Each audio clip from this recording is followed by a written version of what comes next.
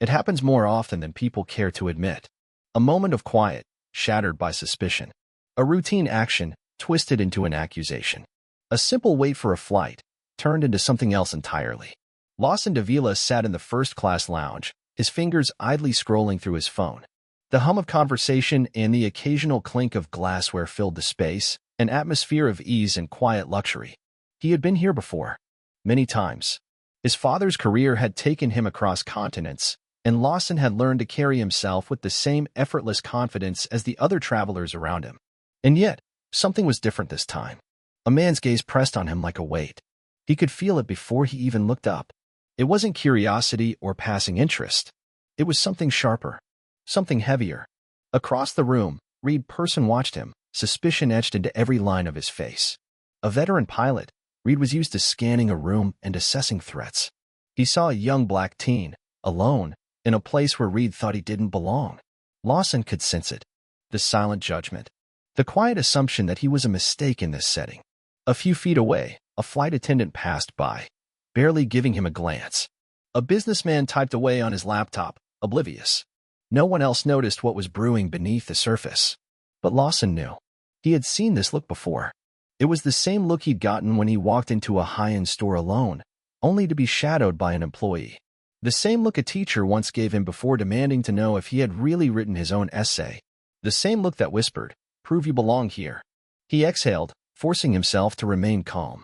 He wasn't going to give anyone a reason to question him further. But then Reed moved. Slow. Deliberate. Closing the distance between them like a man who had already made up his mind. Lawson's pulse remained steady, but something in his stomach twisted. A conversation was coming, and he already knew exactly how it would go. What would you do in this situation? Have you ever felt eyes on you like that? Felt like you had to justify your own presence? Drop a comment below. And if you believe stories like this need to be told, hit that subscribe button now. The story was about to begin. At just 17, Lawson Davila had seen more of the world than most people twice his age. Airports felt like second homes, and flights were nothing more than another step in his routine. He knew the rhythm of travel, the hushed voices of executives on calls, the click of designer luggage wheels, the faint scent of espresso mingling with expensive cologne. He had been raised in a life of luxury, but privilege alone didn't define him. His father, Houston Rivas, was a billionaire airline CEO, a man whose name held weight in boardrooms across the world. Yet, despite all the wealth, despite all the prestige, Houston had drilled one lesson into his son's mind from an early age. Money means nothing if you don't have character. That lesson had shaped Lawson in ways most people never expected. Unlike other kids of the ultra-wealthy, he didn't flaunt his status. He didn't wear ostentatious jewelry or designer logos that screamed for attention. His clothes were stylish but understated.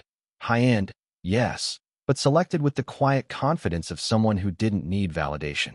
Today, he wore a fitted, dark sweater and tailored jeans. Clean-cut, polished, but nothing excessive. The only thing that hinted at his background was the sleek leather backpack slung over his shoulder. If you knew, you knew.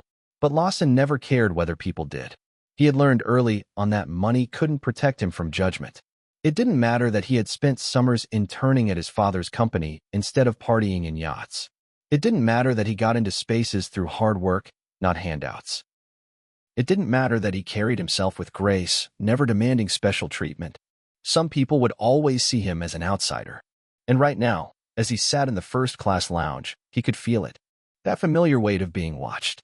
Not with admiration, not with curiosity, but with suspicion. He didn't have to look up to know where it was coming from. Reed Person. Lawson had seen the type before.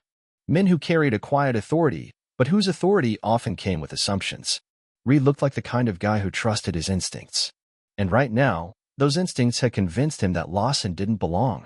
But Lawson didn't flinch. He had been raised to meet situations like this with poise. So he stayed where he was. Legs crossed, phone in hand. Posture relaxed.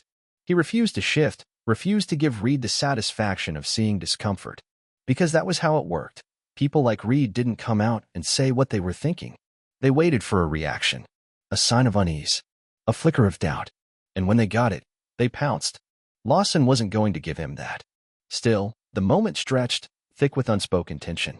The kind most people in the lounge didn't notice, but Lawson had been trained to recognize. It was only a matter of time before Reed made his move.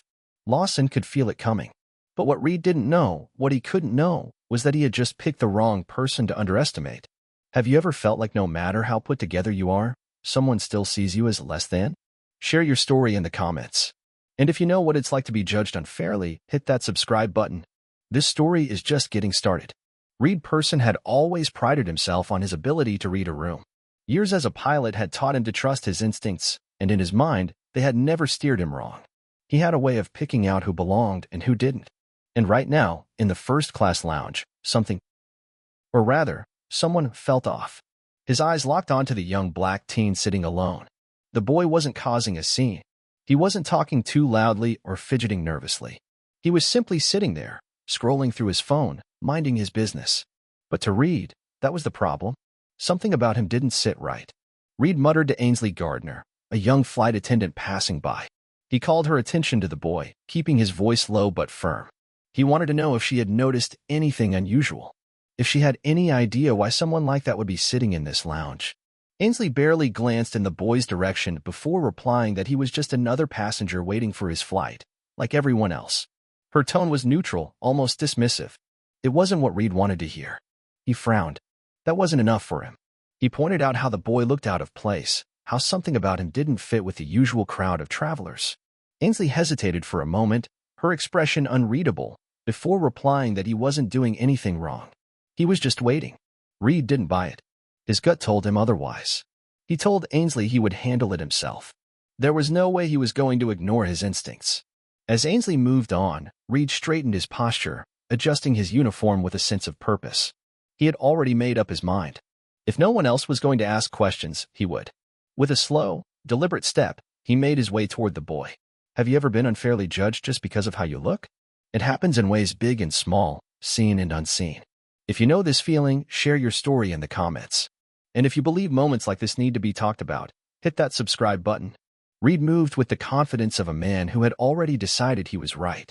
His strides were slow, deliberate, each step carrying the weight of silent authority. He wasn't questioning whether he should do this. He was convinced it was his responsibility. The boy barely noticed him at first. He was too focused on his phone, too at ease in a space Reed didn't think he belonged. That only fueled Reed's suspicions. Who sits that relaxed when they know they don't belong? He stopped in front of the chair, straightening his posture as if he were about to issue an order. Lawson finally looked up. Calm. Unbothered. Reed didn't expect that.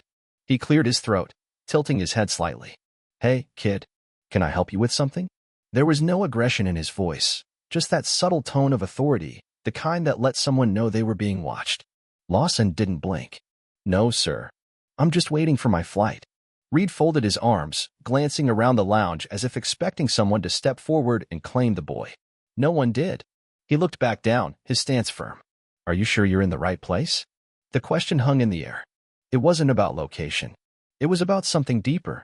Lawson recognized that immediately. He had heard it before. At an expensive store, when a clerk asked if he was lost. In school, when a teacher asked if he was really in the advanced class. It was never about the place itself. It was about the assumption, you don't belong here. Lawson didn't flinch. He met Reed's gaze with quiet confidence. Pretty sure. Reed wasn't satisfied. His arms remained crossed, his expression unreadable. Then, after a brief pause, he held out his hand. Let me see your ticket. There it was. Lawson sighed quietly, not in frustration, but in understanding. He had been through this before. There was no point in arguing, no point in reacting. People like Reed didn't respond to words. They responded to proof. He reached into his backpack, pulled out his first-class boarding pass, and handed it over. Reed took it with narrowed eyes, holding it up as if he expected to find something wrong. The name matched the manifest. The seat assignment was first class. The details were all correct. But instead of handing it back, Reed tightened his grip on the ticket. He wasn't done. His voice was slower this time, almost skeptical. And who exactly bought this ticket for you? Lawson exhaled through his nose. He had known this question was coming. My father, he answered, his tone steady. Reed let out a short, dry chuckle. He glanced around, as if expecting someone else to find the response amusing. Oh yeah? He said, tilting his head. And what does he do? Lawson could already hear the condescension woven into the question. He didn't take the bait. He didn't react, didn't get flustered, didn't give Reed the satisfaction of discomfort. Instead, he sat straighter, his tone unwavering. He runs an airline. Reed blinked, then scoffed. The reaction was almost instant, dismissive, full of disbelief. It was the kind of laugh people give when they think they've caught someone in a lie. Reed shifted his weight. Right. I think I'll get security to confirm that. Lawson sat still, his heartbeat even. He didn't panic. He didn't argue. Because if there was one thing he had learned growing up, it was that people like Reed didn't listen to explanations. They only listened to what they wanted to hear. What would you do in this situation? Drop a comment below. And if you believe moments like this need to be called out, hit that subscribe button. The atmosphere in the lounge shifted the moment security stepped in. What had started as a quiet, almost unnoticed exchange between Reed and Lawson now had the full weight of law enforcement behind it. The two officers, Alan Cobb and Aries Parks, moved with trained efficiency, their presence commanding attention without them having to say a word. The hushed conversations of travelers around the room slowed. Heads turned. Eyes flickered toward the growing scene. The weight of silent judgment settled over Lawson, thick like humidity before a storm. He sat still, steady, his back straight, hands resting on his lap. If there was one thing he had learned from his father, it was how to maintain composure when the world wanted to shake you. Reed, on the other hand, stood taller, emboldened by their arrival. His arms were crossed, his posture exuding the satisfaction of a man who believed he was in the right. He had done his part. Now, the officers would take over. Alan Cobb, the older of the two officers, surveyed the situation first. His eyes landed on Reed, then on Lawson, then back again. His voice was firm, direct. "We got a report of suspicious activity," he said, his expression unreadable. "What's going on?" Lawson didn't move. He didn't need to. His answer was simple, sharp, laced with a dry calm that carried more weight than any raised voice ever could. "Apparently, waiting for my flight is suspicious now." The words hung in the air, pointed and undeniable. A quiet murmur rippled through the lounge. Some people shifted in their seats, uncomfortable. Others watched with interest, some with judgment, others with silent support. Reed scoffed, shaking his head. His face twisted into something between frustration and disbelief, as if Lawson had just said something ridiculous. "He can't be in here," Reed said, his voice louder now. "Look at him. He doesn't belong." The words came out fast, impulsive, revealing far more than he probably intended. The room seemed to inhale. Aries Parks, the younger of the two officers, frowned. His gaze moved back to Lawson, then to the ticket still clutched in Reed's hand. He reached for it, inspecting it with careful precision. The information was clear. Lawson Davila.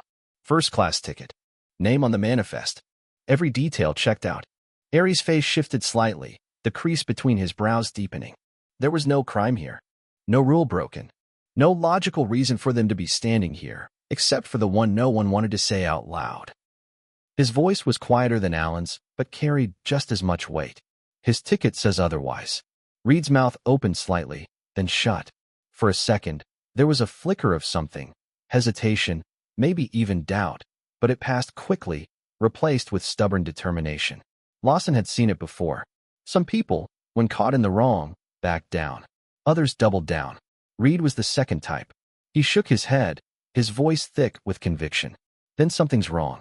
I don't know how he got that ticket, but there's no way he's supposed to be here." Lawson exhaled slowly, the weight of the moment pressing against his chest. Not because he was afraid, but because he had already known, that no matter what proof he had, it was never going to be enough for some people. He had been prepared for this, but that didn't make it any less exhausting. Alan glanced at Aries, the unspoken question passing between them. Was this worth pursuing? Was there really a reason for them to be here?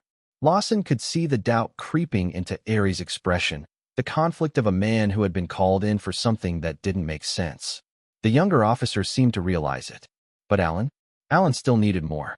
The tension was thick now, pulling in the attention of business executives like Rain Snow and Dylan Becker, who sat nearby, watching with interest.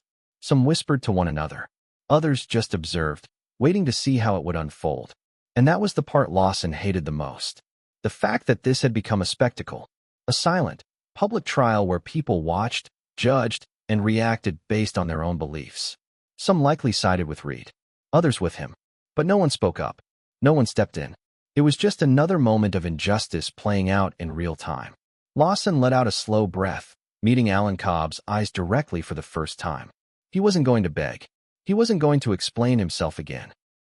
He was just going to let the truth sit there, exposed, undeniable, and let them decide whether they wanted to see it. If you believe that appearances don't determine a person's worth, hit that subscribe button. Because moments like this, they happen every day, and they need to be talked about. The tension in the lounge was thick, silent, but heavy. People were watching, some out of curiosity, others out of discomfort.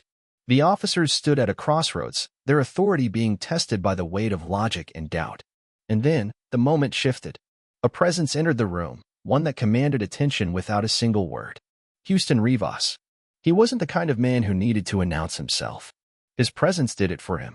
He moved with effortless confidence, the air of a man who was used to walking into rooms where people already knew his name. Sharp-dressed, composed, and carrying a weight of authority that made even the most self-assured men second-guess their words. The energy in the room changed instantly. Conversation slowed, eyes flickered in recognition, and subtle gasps rippled through the crowd. Businessmen and executives who had been watching the scene from a distance suddenly sat up straighter, whispering to one another. Because Houston Rivas wasn't just any businessman. He was a name, a force, a billionaire in an industry where his influence stretched across continents. And now he was standing in the middle of the lounge, his gaze sharp, his expression unreadable.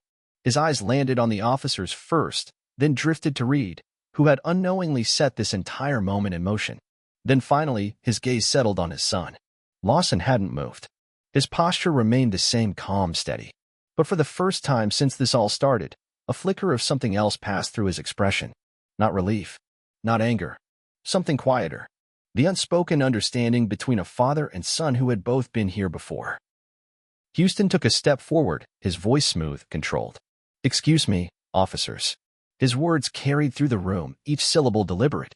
"I was informed there was an issue with my son." The silence that followed was deafening. Reed's entire demeanor shifted. His shoulders tightened. His mouth opened slightly, but no words came out at first. The pilot, who had been so firm, so sure, just moments ago, was now blinking in shock. "Your son." His voice cracked slightly on the last word. Houston didn't move, didn't blink. He simply crossed his arms, letting the weight of his presence settle over the room like a storm cloud before the first drop of rain. "Yes," he said smoothly. "And I'd love to hear why my son was deemed suspicious enough to require police intervention." No one spoke. The officers exchanged a glance, their rigid stance now laced with hesitation. The businessmen in the lounge, who had been silently observing, whispered among themselves, some even pulling out their phones. Reed stood frozen, realization crashing over him like a wave he hadn't seen coming. And in that moment, everything changed. Would you want to be a fly on the wall at this moment? Because this is what justice looks like in real time. Drop your thoughts in the comments. And if you believe in calling out moments like this, hit that subscribe button. The weight of realization hit Reed like a punch to the gut. His entire face drained of color as Houston Rivas' words settled over the room, thick and suffocating. The billionaire airline CEO, the CEO, and his son. Reed's breath hitched. His mind raced, desperately searching for a way to justify what he had done, to claw back the power he had held only moments ago. But there was nothing. No excuse. No way to explain how he had stood there, challenging, doubting, and humiliating the son of the most powerful man in the airline industry. It was over. The murmurs in the lounge grew louder, a ripple of disbelief spreading across the room. Businessmen whispered, heads turned, and more than a few people discreetly lifted their phones. Some had already been recording, sensing that this moment was something bigger than just a confrontation between a pilot and a passenger. This was justice unfolding in real time. Houston kept his gaze locked on Reed, his expression unreadable, but his silence carried a weight heavier than anger. He didn't need to raise his voice. He didn't need to demand an apology. The damage had already been done. Lawson, still seated, watched the entire thing with a quiet sense of knowing. He had seen these moments before. They didn't always end like this, so public, so undeniable, but they always carried the same weight. His father finally spoke again, his voice smooth but firm. "You saw a young black man and assumed he didn't belong," Houston said, his words deliberate. "That's not just ignorance, it's dangerous. People like you turn small moments into tragedies. My son? He's poised. But what if he wasn't? What if he reacted out of frustration? Would that justify your call to the cops?" The silence that followed was suffocating. Reed swallowed, his throat tight. He wanted to argue, wanted to say something, anything that would make this moment disappear. But there was nothing left to say, because Houston wasn't asking a question. He was making a statement. And the room understood. Passengers in the lounge whispered amongst themselves. Some glanced toward Reed with barely concealed disapproval. Others shook their heads. Rain Snow, a high-level executive for one of the world's largest airlines, exchanged a look with Dylan Becker, another senior figure in the industry. It was subtle, but clear. They had seen enough. This wasn't just an embarrassment. It was a liability. Reed had made the kind of mistake that couldn't be swept under the rug. A mistake that, in today's world, wouldn't just be forgotten after the next news cycle. It would spread. It would stain. And in an industry where image and reputation were everything, Reed had just written the final chapter of his own career. The realization settled into Reed's bones. He knew the airline executives in the room. He knew how these things worked. He had seen people disappear from the industry over far less. He had no idea if he'd be fired immediately, but he knew what would come next. The meetings, the statements, the quiet distancing of the company from his actions. And even if he managed to keep his job, he'd never fly with the same respect again. This wasn't just a mistake. This was a moment people would remember, and not in his favor. Lawson stood up slowly, slipping his ticket from his father's hand and sliding it back into his pocket. He didn't gloat. He didn't smirk. He just existed in the moment, absorbing everything. As he moved toward the gate, he glanced around the lounge one last time. The world hadn't changed overnight. He knew that. But maybe, just maybe, this moment mattered. Maybe the next time, a kid like him wouldn't have to go through this. Maybe the next Lawson wouldn't have to prove he belonged. Bias is a powerful thing. But awareness? That's even stronger. This isn't just about one moment, one mistake, or one man getting called out. This is about changing the way we see each other, one story at a time. If you believe in a future where everyone is treated with respect, hit that subscribe button. Because conversations like this, they need to be had.